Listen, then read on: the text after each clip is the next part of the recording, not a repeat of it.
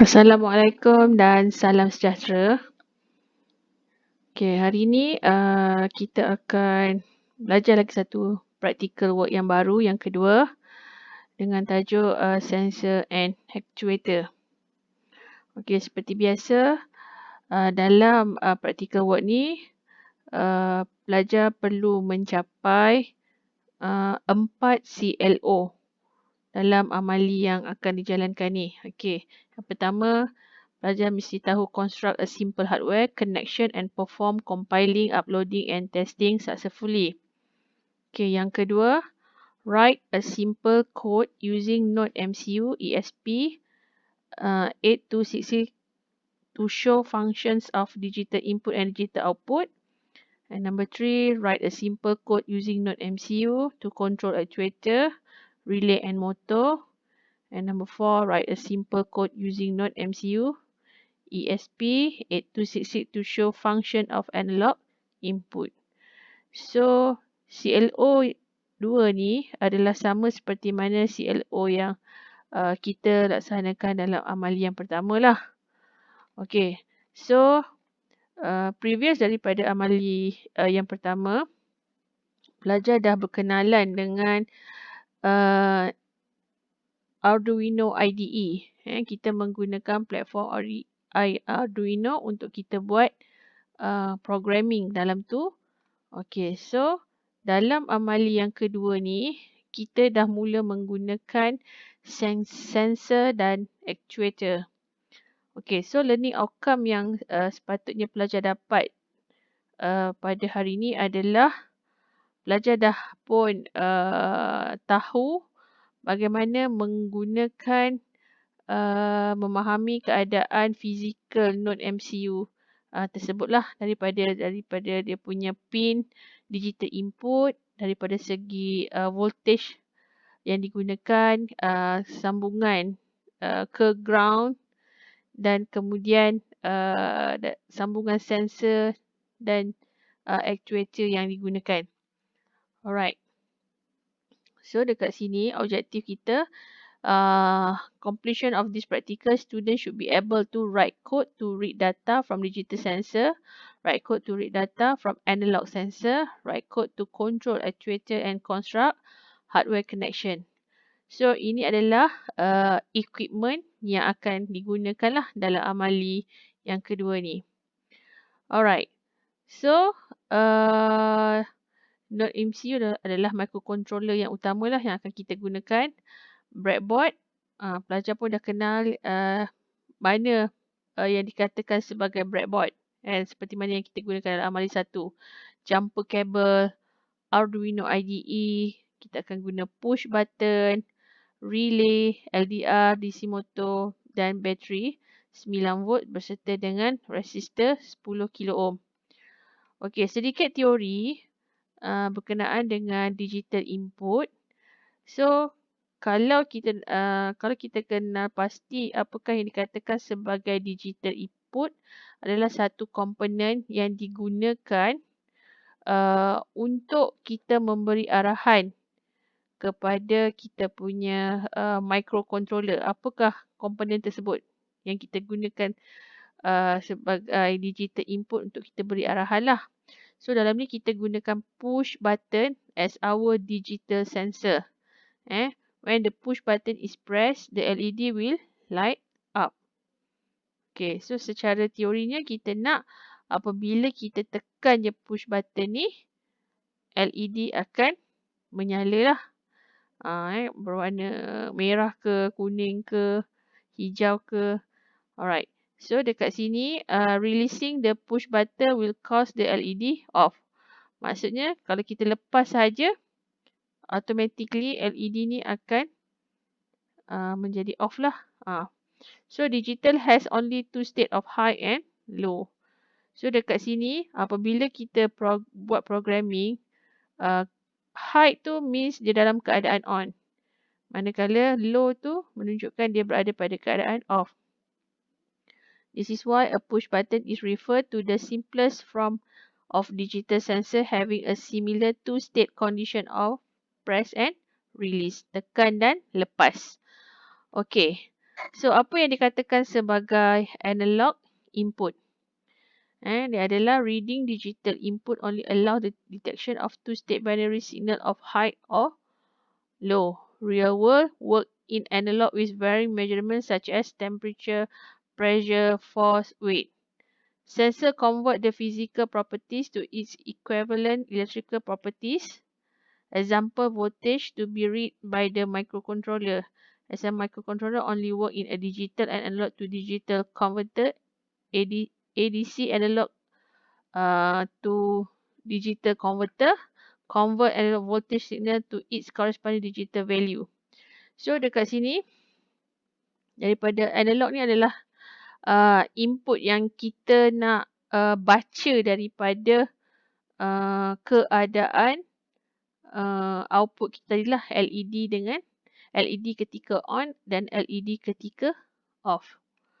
Okey. So dekat sini prosedur yang pertama. Okey, ini adalah gambar rajah circuit diagram yang pelajar kena sambungkan seperti mana di dalam gambar rajah ini. Okey, kita tengok. Kaki seperti mana kita tahu LED mempunyai polariti. Kan? Satu kaki anode, satu kaki cathode. Anodes mean adalah kaki positif, manakala cathode adalah kaki negatif. Dari segi keadaan fizikal dia, kita lihat kaki anode dia lebih panjang. Kita comparekan dengan kaki cathode. So, kaki anode adalah positif dan kaki cathode adalah untuk negatif. Okey. Bagaimana kita nak buat penyambungan di dalam breadboard? Pada keadaan siri adalah keadaan dia menegak, iaitu daripada atas ke bawah. Kita tengok garisan ni, daripada atas ni ke bawah. Dia adalah siri. Dia bersambung. Dia ada satu line. Okey. Nampak tak? Daripada Swiss ni, dia bersambung dengan kaki perintang ni. Maksudnya, kalau kita letak dekat bulatan kat sini pun, dia still lagi bersambung. Dia ada connection. Okey, antara breadboard, kalau kita baca daripada kiri ke kanan, dia tidak ada sebarang penyambungan. Okey, so macam kita letak satu jumper wire kat sini. Kan, sebenarnya dia tak short ni. Dia kalau short bila letak wire ni daripada atas ke bawah ni, dia adalah sama satu aliran. Okey, so seterusnya kaki LED ni kita letak pada kedudukan D0, D1, D2, D3, D4, D5, D6. Tengok kan. Pada keadaan negatif, mesti akan letakkan pada pin ground. Manakala pada kaki positif, akan diletak pada D1 untuk input. So macam biasalah, yang ini untuk USB port ni, kita akan sambung pada laptop untuk bagi power pada kita punya microcontroller. Okey. Ini adalah daripada segi schematic diagram. So ini yang atas ni adalah block diagram lah. Ini schematic diagram. So dekat sini kedudukan Swiss ni, nampak tak? Tadi dia punya jenis Swiss yang kita gunakan adalah bila kita press, bermaksud nanti keadaan LED tu akan menyala lah, active high. So bila kita lepas, keadaan LED akan off, tidak menyala, dan dia berada pada keadaan low. Okey, seterusnya satu perintang akan digunakan lah dekat sini. So nilai perintang ini adalah bersamaan dengan 10 kilo ohm. Okey, seperti mana yang saya dah arahkan untuk pelajar untuk hafal color code perintang pada minggu lepas. So pada minggu ini kita akan guna lagi perintang dalam practical work kedua kita. Okey, seterusnya nampak tak satu line lagi dekat atas ni. Bahagian atas ni ada 1, 2. Bahagian ni 1, 2. Dia melalui satu longkang kecil yang ni kan. Kada nombor ni, garisan merah ni. Okey, yang ini terbalik dengan keadaan Swiss yang ini. Kan, tengok. Kaki Swiss yang ini dia tidak bersambung ni sebenarnya. Sebab dia ada jarak daripada atas ke bawah tidak akan bersambung. Kan. So kalau macam ni dia terbalik pula. Yang ini bila dia sebelah atas bawah dia tidak bersambung. Manakala kiri ke kanan dia bersambung. Dia lain dengan keadaan yang dekat sini. Sebab itu kaki node MCU ni kedudukan dia macam ini. Sebab dia ada satu longkang kat tengah kecil ni untuk memisahkan dari di antara left and right keadaan fizikal node MCU ni. Okey, seterusnya. Okey, ini adalah coding yang akan kita gunakan di dalam Arduino punya example. Okey, seperti yang saya dah maklumkan dekat awak, bagi Arduino, untuk kita mulakan programming, dia bermula dengan void setup. Kan, lepas tu ada void loop dan diakhiri dengan close coding lah. Okey, so dekat bahagian atas ni adalah int LED equal to 5. Backslash ni LED pin D1 ni dia bukannya programming. Kalau ada double backslash ni dia menunjukkan adalah macam notification lah. Kita nak bagi kefahaman pada kita. Sebenarnya yang coding tu adalah selepas tanda semicolon ni. Kan, koma ni di ke bawah. Yang ini backslash ni hanyalah untuk pengetahuan kepada programmer sahaja. Apakah maksud line yang dia tengah tulis coding tersebut lah. Alright. So kita tengok dekat sini. int button equal to 16. Push button is connected to D0. Bermaksud kaki, kita refer balik tadi pada kaki komponen yang bersambung dengan node MCU tadi. Yang kita gunakan tadi adalah D0 dengan D1. Okey. D0, D1. D1 adalah untuk LED. Kaki positif kan. Manakala D0 adalah untuk disambung dengan button Swiss. Dekat sini. Kaki Swiss tadi. Okey. int temp equal to 0, temporary variable for reading button pin status. So dekat sini, kenapa kita gunakan perkataan void setup, buka dan penutup kata. Ni memang dia punya syarat wajib penulisan dalam Arduino. Okay, so ada serial.begin. Kita gunakan 9600. Ini adalah bit yang kita gunakan untuk paparan pada kita punya serial monitor, keadaan output yang akan dipaparkan pada serial monitor nanti. Okay, so pin mode LED as a output. Declare LED as output. Maksudnya dia declare LED ni sebagai output dan pin mode button as input. So yang kita faham, LED sebab kita nak tengok dia punya output tu menyala ataupun tidak. Okay, so button kita gunakan sebagai arahan. So kalau dekat sini, kalau arahan kita namakan sebagai button input. Declare push button as input. Okay, dalam void loop, dekat sini temperature equal to digital read button. Dia bagi keadaan if temperature is high, digital write LED high, serial print LN LED turn on. And delay 1000. Okay, so dia bagi lagi else. Bila keadaan dia pada rendah, iaitu keadaan off, serial print LN LED turn off and delay 1000. Okay, so bila ada perkataan tadi saya cakap, serial begin 9600 dan juga perkataan serial print LN bermaksud output yang kita boleh tengok daripada dua keadaan, iaitu satu melalui kita tengok melalui serial monitor, yang kedua adalah daripada hardware tu sendirilah, litai yang kita pasang tu. Okey. So syarat wajib tulis coding adalah tadi saya cakap void setup, dia perlu ada pembuka dan penutup kata. Nampak tak ni? Dekat sini.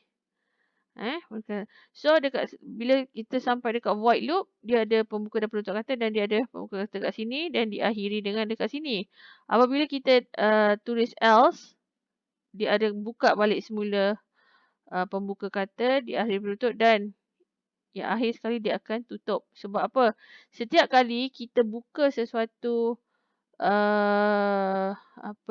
programming, kita mesti tutup dia. Supaya kita punya program itu tak tergantung lah. Dia boleh akan loop semula berulang-ulang kali mengikut delay yang telah kita setkan. Okey, apabila pelajar dah buat programming ni, barulah kita onkan kita punya circuit dan kita tengoklah, press and release the button and write the result. So, pada paparan pertama yang kita tengok adalah output dia pada serial monitor.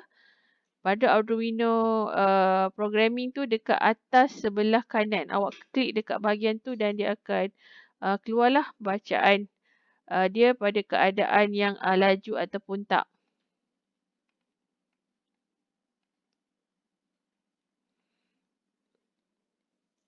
Okey. Ni adalah part B, Node MCU connected to actuator, relay and DC motor. Ini untuk part yang kedua lah. Okey, pada keadaan ni dia dah ada penambahan komponen dalam amali yang kedua ni. Okey, masih lagi kita menggunakan Node MCU sebagai main dia, push button, perintang. Dan dekat sini kita ada relay dan satu motor. So dekat sini penyambungan yang pelajar perlu buat adalah seperti yang awak lihat dalam gambar rajah ni. Okey. Pada node connected node MCU ground, pin to ground with pin of relay. Okey, relay ni ada 3 pin yang utama. Setiap komponen yang kita gunakan mesti perlu disambungkan kepada ground. Nampak tak? Yang hitam ni adalah untuk ground. Ground akan berjumpa dengan ground. Okey, manakala yang kabel yang berwarna merah ni adalah jumper wire berwarna merah ni adalah kita akan sambung kepada 3.3 volt. Maksudnya masukan kita lah. Okey, dan ini dia akan sambungkan kepada input yang warna jumper warna biru ni tadi. Okey. So, pada keadaan relay, dia pun ada dia punya input dengan output dia lah. Satu, kita akan sambung kepada bateri dekat polariti positif dan output dia kita akan sambung kepada motor. Okey, connect node MCU V-in 5 volt pin to VCC pin of relay. Okey, daripada relay dia ada VCC dia ada 5 volt. Okey, connect MCU digital D1 to input in pin of relay. Press and release the push button and observe the result. Okey, sekarang ni kita nak tengok apa yang berlaku kepada dia punya output. So, markah yang akan pelajar dapat adalah daripada segi hardware connection dengan motor rotation. Okay, seterusnya, observe that the motor will rotate if you release the push button and it will stop if you press the push button. Okay, yang ini dia lain pula. Bila motor ni berpusing bila awak lepas push button and will stop if you press. So, kita akan tekan dia untuk memastikan yang motor tu berhenti. Dia terbalik tadi dengan yang amalan yang pertama tadi. Bermaksud motor ni akan sentiasa je berpusing. So, kita perlu menggunakan push button untuk stopkan dia. Okay. This condition is known as active low. Pada keadaan terbalik ni, dia dikenali sebagai active low. Tadi amalan yang pertama tu kita kenali sebagai active high. Now modify the coding so that the motor will rotate if you press the button and will stop if you release the button. Okay, so kita nak buat observation daripada dia terbalik pula daripada segi coding. Kita ubah pula. Kita nak so that the motor will rotate if you press the button. Okay, bila kita tekan button, dia berpusing pula. Dan apabila kita lepas, dia akan menjadi berhentilah motor tersebut. So, perhatikan, buat observation pada relay connection pada step yang ketiga dan keempat. So, bila siap tunjuk kepada pensyarah lah. Okey, seterusnya untuk analog input light dependent resistor LDR. Okey, dekat sini masih sama juga kita menggunakan sensor. Ini adalah sejenis sensor yang kecil merah ni, LDR sensor. Okey, yang saya cakap tadi penyambungan daripada atas ke bawah ni adalah bersambung. Yang ini dengan yang bahagian sebelah sini dia tidak bersambung. Dia lain dengan yang lain dengan bacaan daripada bahagian sini. Okey, ini adalah satu longkang tu yang dia memisahkan pins belah kiri dan kanan. Okey, seterusnya kita nampak tak daripada sensor ni, sensor tidak ada polariti. So, kita boleh sambung sahaja kaki perintang kita sambung. Dia boleh keadaan kiri dan kanan. Sensor ni tak ada polariti. Jadi, nampak tak kedudukan kaki perintang ni disambung dengan bahagian ini. So, ada kaki positif dan kaki negatif yang mana merah. Nampak tak? Perintang 10K akan disambung kepada ground. Ini semua adalah untuk ground. Untuk ground. Dan LDR akan disambung ke kaki positif sebelah sini. Bersambung dengan node MCU. Nampak tak? Dia selari ni disambung dekat sini. Node MCU dia bawa pergi sini. Disambung. So, daripada LDR tadi, yang ini kaki ini, dia pergi kepada 3.3 volt. Nampak tak? Dia sambung ke sini. Ini dekat sini bersambung ni. Pergi kepada 3.3 volt. Okay, so hardware connection ni awak sambungkan dan tunjukkan kepada pensyarah. Okay, kemudian write the following sketch that will monitor the output voltage of LDR through the serial monitor. Okay, masih sama lagi. Sekiranya ada bacaan dalam coding ada serial begin, bermaksud output yang kita tengok tu adalah pada Arduino. Belah kanan ada serial monitor. Kita akan tengok output daripada situlah. Selain daripada output yang kita tengok daripada physical. Okay, void setup. Initialize serial communication at 9600 bit per second. Okay, seterusnya void loop. Okay, kenapa kita gunakan void loop? Sebab kita nak read the input on analog pin 0 dan dia akan berulang-ulang lah dan convert the analog reading which goes from 0 to 1023 to a voltage 0 to 5. Kan? Float voltage equal to sensor value. Ini adalah dia punya equation lah. 5 volt dibahagikan dengan nilai 0 to 5 volt dia equal to 0 to 1, 0 to 3 untuk voltage equal to sensor. Yang ini bacaan dia. Print out the value you read, serial print and voltage. So, apa paparan yang akan keluar nanti pada awak punya output. Okay, so the result part A tadi mesti diisi dekat bahagian ni. Press button, push release button, apa yang akan terjadi. Part B pun sama. Apa? Press push button, release push button. Apa yang awak monitoring tu, apa yang awak dapat. Dan pada part C ni, expose LDR to room light, bermaksud pada litar yang ini, kita boleh tutup dan buka tangan kita sebab dia sensitif kepada cahaya, light dependent resistor. So, cara nak dapatkan bacaan adalah kita tutup dan buka. Kita gelapkan LDR tu, lepas tu kita dedahkan kepada cahaya. Nampak tak? Mula kita expose to the room light. Kan dalam kita punya lab ada lampu. So, kita biarkan, kita buka saja. Kemudian yang kedua dia nak suruh kita apa? Close the top surface of the LDR with your finger. So kita ambil ibu jari kita tutup dekat atas LDR tu. So tengok berapakah drop voltage yang keluar pada paparan output ni lah.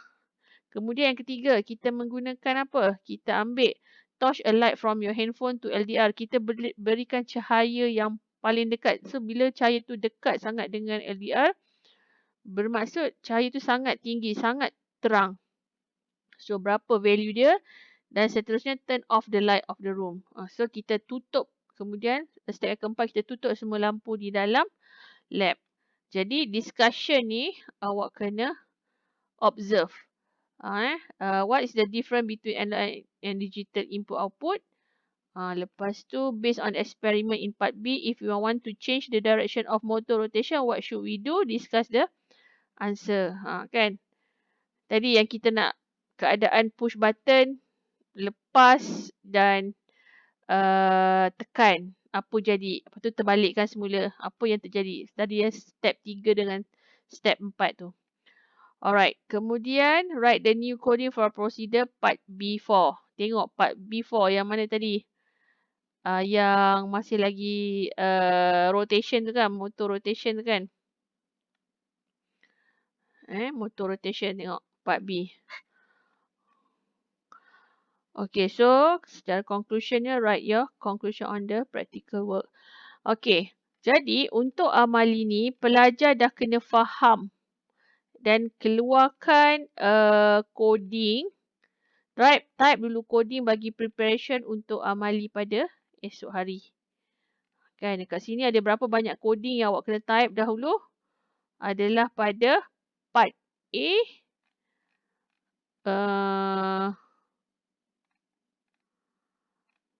Part C. Part B ni perlu tak? Tak perlu kan? Dia just nak tengok kita tutup dan buka sahaja pada keadaan fizikal LDR tersebut. Itu adalah analog input. Okay. So, saya harap pelajar dapat fahamkan dan kita akan buat amali esok pada practical work 2. Okay, terima kasih. Assalamualaikum.